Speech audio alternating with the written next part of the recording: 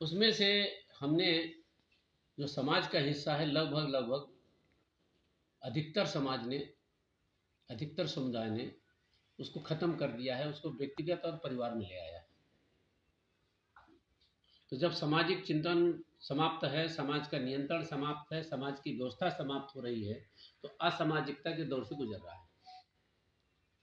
और असामाजिकता के दौर में जब गुजर रहा है, तो ये जो हमारा विवाह, परिवार और संस्था है, ये हमारी सामाजिक व्यवस्था है। पर्सनल नीड में तो पशुवत जीवन को कोई भी जी लेता है, जो आपने बताया सेपरेशन के रूप में, लिविंग रिलेशन के रूप में, ऐसे उसमें से शारीरिक भूख की पूर्ति के लिए, यानी अपने परिवार, समुदाय, समाज की मान्यताओं के अलग उसने एक रिश्ता बनाया, उसमें जीना शुरू किया। कल के लिए मारपीट हुई, परसों अलग भी हो गए या नहीं हो गए, कोतवाली में चले गए, पुलिस में चले गए। और अगर किसी सामाजिक व्यक्ति ने उसमें बोलने की कोशिश किया, तुम कौन होते हो, हाउ आर यू, तुम कौन होते हो, व्हाट, तुम्हारा क्या किससे संबंध है, हम, तुम कौन, कैसे हमको बोल सकते हो, ये सारे विषय आते हैं।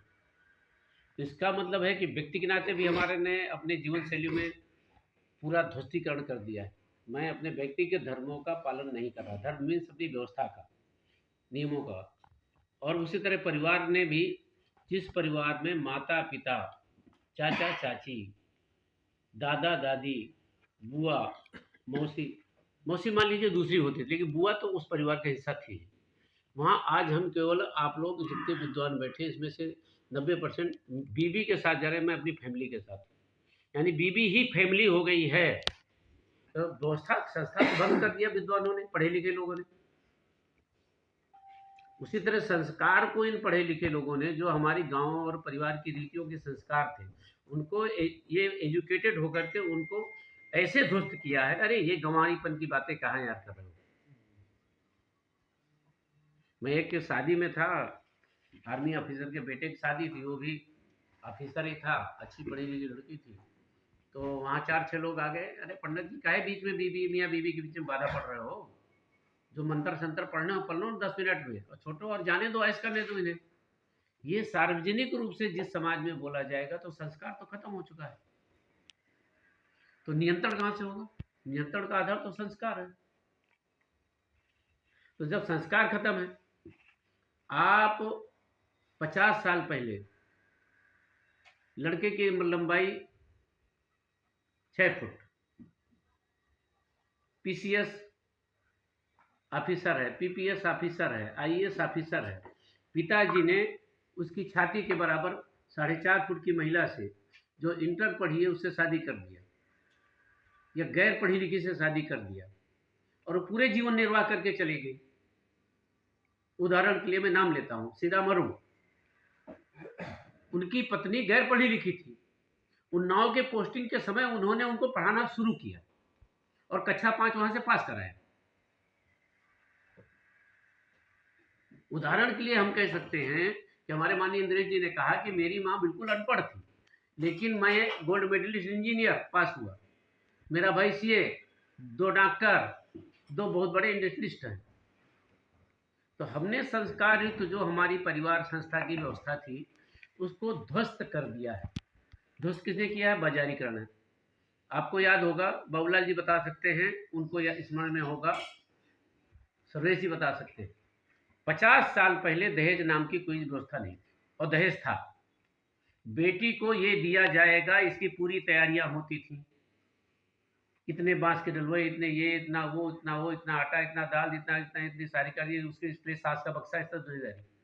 लेकिन वो 70 साल 80 साल की पहले की शादी में कोई रुपए नगद नहीं बात करता था कि तुम इतने दोगे, दहेज मांग के नहीं दिया जाता, कुछ नहीं। जो तिलक में गए, जैसे मुझे याद है, मेरी बुआ का तिलक हुआ, दिमाग में तो मैं तो वो लगता है 6-7 साल का था, तो उन्होंने अपना जो मर्जी चढ़ा दिया। मेरी बहन का हुआ विवाह है, मैं तो छोटा था, लगभग 10 साल का था हुआ, तो उस समय भी वो कोई डिमांड नहीं थी क्या है। और उस समय उन्होंने 1100 रुपया अगर तिलक चढ़ा दिया तो बहुत बड़ी बात थी। तो ये जो बाजारीकरण से धन का लालच बढ़ा है और डिमांड में आ गई, उससे जो दहेज हत्याएं शुरू हुई। हमने अपने बच्चों को, कल एक गोष्ठी में मैंने एक विषय रखा था कुछ बहुत पढ़े लिखे लोगों के बीच में, हमने कहा कि एक लड़की यहाँ पर अवध कॉलेज में पढ़ती थी। संयोग से मेरा जुड़ा हुआ परिवार था, तो आर्मी ऑफिसर का परिवार था वो। और उनकी बच्ची आई कि तुम्हारा 9 दिसंबर को जन्मदिन है, चलो तुम्हारे लिए कपड़े खरीद दें।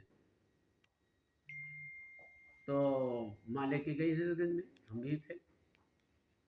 उसने वो स्लीवलेस, आजकल मुझे तो उस दिन नहीं आ रहा था, कट कपड़े बोल रहा था, स्लीवलेस कपड़े और आधुनिक कपड़े और शार्ट वाले लेने की बात की। और मम्मी मेरी पार्टी अब मैं यहीं करूँगी, सब करूँगी।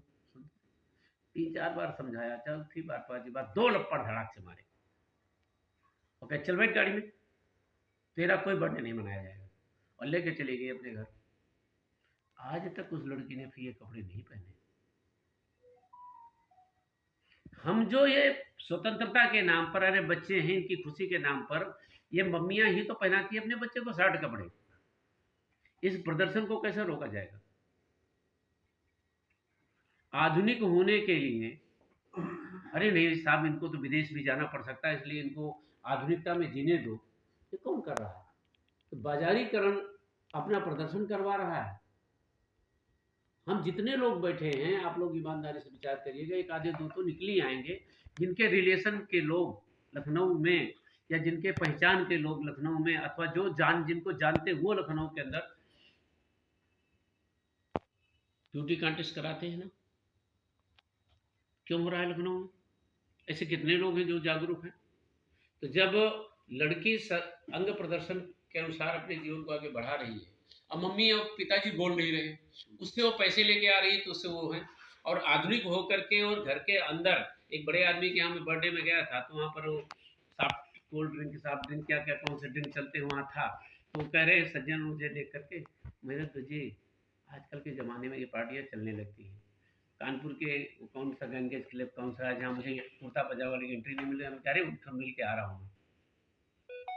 इस आधुनिकता को अगर हम जिएंगे तो फिर काहे का विवाह, किससे विवाह, क्यों विवाह? और जिनके विवाह हो रहे हैं और लड़की की रजामंदी नहीं है, तो बिना रजामंदी के जा रही है, तो वहां वो फिर अपने स्वतंत्रता के लिए जो उपक्रम करना वो कर रही है। बेस्ड है संस्कार, और बेस्ड है हमारी सामाजिक रचना। व्यक्तिक जीवन क्या है, पारिवारिक जीवन क्या है, और सामाजिक जीवन क्या है। समाज का संस्कार, परिवार का संस्कार, इन तीनों को कैसे स्थापित करेंगे? अगर इनको स्थापित करेंगे तो बचेगा, हम नहीं स्थापित करेंगे तो फिर कोई किसी को मार देगा, कोई किसी को लूट लेगा, कोई किसी के साथ कुछ भी कर लेगा। अरे भाई, अभी अभी कुछ दिन पहले मेरे सामने एक आया, 45 साल की एक महिला को, क्योंकि वो विधवा थी, और एक नौजवान मिलता है और वो उनके बहुत करीब जाके, जो 15 साल है, और पटाते पटाते उनसे 1.5 लाख रुपए खा लेता है। बाद में धमकियां दे रहा है कि मेरे तो आपके पास वो वाली क्लिप है। उनके किसी मिलने वाले हमें बताया, हमने कहा ठीक है आप उनसे कह दो, उनका पहले मन बन जाए और उसको चिंता न करें, ब्लॉक करें, हमको नंबर दे देना। हमने जिस जनपद का वो था, हमने उसी जनपद के अपने किसी 2 कार्यकर्ता को बताया कि इस बच्चे को जरा इसकी जान पहचान करो, क्या है ये खोजो। खुदने को उससे कह देना कि तुम इससे बात कर रहे हो ना, अब बात नहीं करना, नहीं उठा के बंद करा दिए जाओगे, पीटे भी जाओगे। ऐसे करना पड़ता है तो समाज बचता है। इन घटनाओं पर हम संज्ञान लेकर के करेंगे क्या? अरे यार छोड़ो, भाड़ में जाने दो। भाई मैंने धर्म जागरण का काम किया है, तो हिंदू मुस्लिम लव रिलेशन वाला और इन सारी घटनाओं को तो मैंने झेला है। तो हम जाके जानते थे, तो ऐसे बोलते तो हम धड़ाक 2 लपड़ मार देते थे, तो आधा पारा गिर जाता था। उसके बाद वो लड़का जो किनारे होता था। अब ये हमारे पास है यार, कौन झंझट में पड़े। और पुलिस वाला आएगा, अगर आ गया, बुला लिया, कोई आ गया कहीं से आ गया, तो हम कहेंगे आप कौन होते हो ये? आप कोई दरोगा थोड़ा हो। आपके अंदर, हमारे अंदर इसका मनोबल लिखने में, दरोगा नहीं, मैं सामाजिक प्राणी हूँ और सामाजिक मूल्यों की रक्षा मेरा कर्तव्य है। यह हमारे अंदर कैसे पैदा होगा?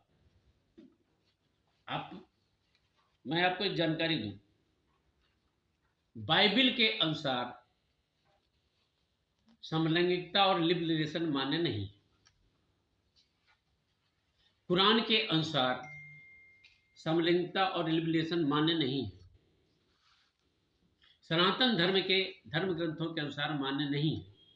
मैंने अभी जबूर नहीं पढ़ी है, मुझे यहूदियत के बारे में नहीं पता है, लेकिन उन दोनों के बारे में पता है। तो जब नहीं मान्य है और हमारा सामाजिक ढांचा और जो हमारे समाज को संस्कार देने वाले तथ्य हैं, जिसके हमारी सामाजिक, तो ये सुप्रीम कोर्ट किस अधिकार से ये अधिकार प्रयोग कर रही है? और हम ये कोशिश क्यों नहीं कर रहे हैं कि हम ईसाई से बात कराएंगे कि नहीं साहब, मेरी ये बाइबल में ये देखिए क्लाज है और हम नहीं चल सकते, आपका ये नियम ये हमारे उसको तोड़ रहा है।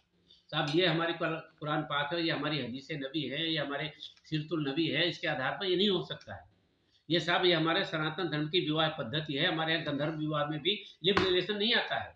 हमारे यहाँ महिलाओं को महिला के साथ रह के और घोषित यौनाचार करने की छूट नहीं है।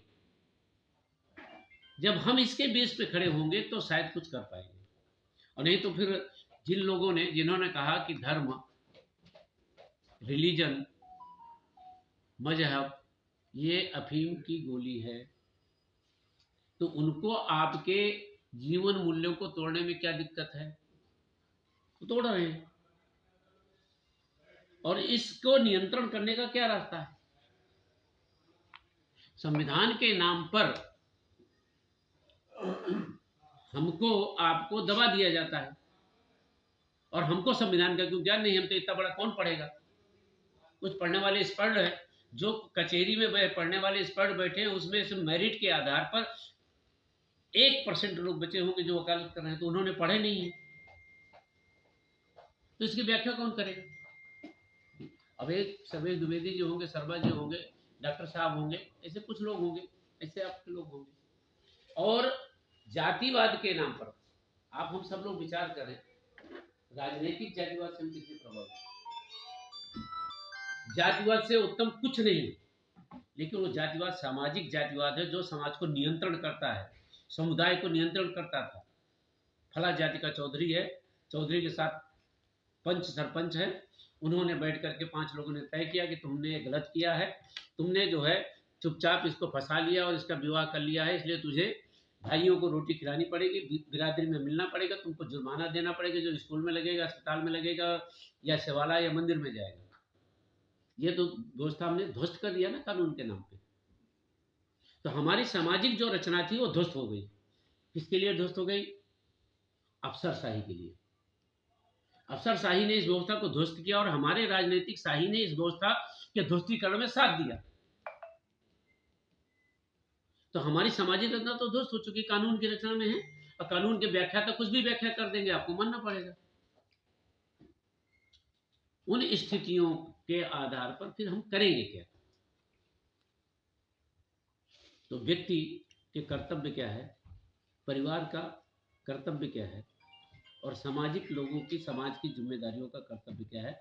वो हमारी जाति छोटी हो सकती है, उसका नियंत्रण करने वाले लोग, समुदाय का नियंत्रण करने वाले लोग, और बड़े समाज का और क्षेत्र का नियंत्रण करने वाले लोग, ये जो व्यवस्था थी, लोक व्यवस्था जिसे हम कहते थे, ये कैसे हमारी पुनर्जीवित होगी? यही इसका बेस हो सकता है, नहीं तो विवाह परिवार सब खत्म रहेगा।